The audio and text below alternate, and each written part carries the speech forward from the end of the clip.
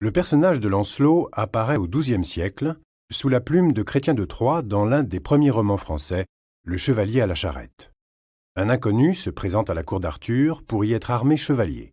Il doit se faire un nom par les armes et gagner, à force d'exploits, l'amour de sa dame, la reine Guenièvre. Il fait merveille dans les tournois et sur le champ de bataille.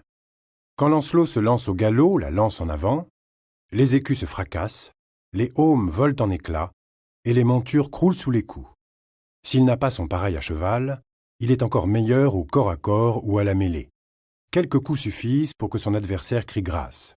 Mais Lancelot ne l'accorde que si le chevalier vaincu promet de se soumettre à la reine, car Lancelot veut éprouver sa bravoure pour plaire à sa dame.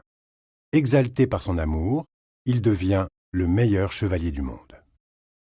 Lors de sa première grande aventure, Lancelot découvre son nom au château de la Douloureuse Garde, dont il lève les enchantements et dont il délivre les habitants opprimés. Pour sauver la reine prisonnière au royaume de Gore, dont nul ne revient, il accepte de monter dans la charrette d'infamie, bravant le déshonneur et la honte par amour. Avec ses amis Galéo et Gauvin, il erre à l'aventure, secourant les demoiselles, protégeant les humbles et déjouant les sortilèges. Dans ce monde poétique, empli de magie celtique, Lancelot incarne les vertus chevaleresques et courtoises de la société médiévale. Au XIIIe siècle, les légendes arthuriennes sont refondues dans un vaste ensemble en 5 livres où le roman de Lancelot occupe la place centrale. Lancelot devient le personnage principal, autour duquel s'organisent les aventures qui prennent un sens moral et chrétien.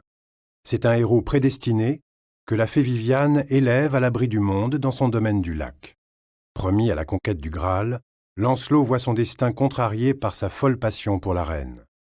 Au château de Copernic, lorsqu'il accède au vase sacré, c'est le visage de Guenièvre qui resplendit à la place du Graal.